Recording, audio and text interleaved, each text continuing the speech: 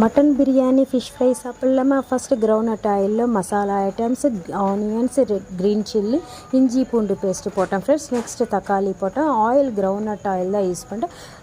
Taste అనేది கொஞ்சம் தூக்கலாக இருக்கும். நெக்ஸ்ட்டு தக்காளி போட்டோம் ஃப்ரெண்ட்ஸ். நாங்கள் ரெட் சில்லி பவுடருக்கு பதில் சில்லி பேஸ்ட்டு தான் போட்டோம். டேஸ்ட் అనేది అల్టిమేట్. మటన్ అనేది நாங்கள் 2 விசில்ஸ் குக்கரில் போட்டோம் ஃப்ரெண்ட்ஸ். டேஸ்ட் అనేది అది బాయిల్ అనేది நல்லா బాయిల్డ్ అయినా ரொம்ப நல்லாயிருக்கும்.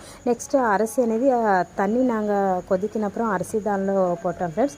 வேக வச்சு தான் ரைஸ் அதில் போடணும், வடிச்சிட்டு தான் போடணும். ரொம்ப நல்லாயிருக்கும். மட்டன் தம் பிரியாணி தான் நாங்கள் பண்ணிட்டோம் இன்றைக்கி. 2 kgs mutton biryani. Next fish fry கூட பண்ணிட்டோம். టేస్ట్ అనేది ரொம்ப நல்லா இருக்குது. అల్టిమేட்டாக இருக்குது mutton biryani.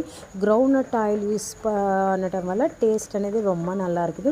Okay friends, taste అనేది ரொம்ப நல்லா இருக்குது. ரைத்தா, புளிச்ச கிரேவி, லெமன் சைட் டிஷ் ரொம்ப நல்லா இருக்குது ஃப்ரெண்ட்ஸ். இந்த காம்போ అనేది சூப்பராக இருக்குது. சென்னை விலாக்ஸ் காஞ்சிபுரம் ஃபாலோ பண்ணிக்கோங்க நிறைய அப்டேட்ஸ்க்காக.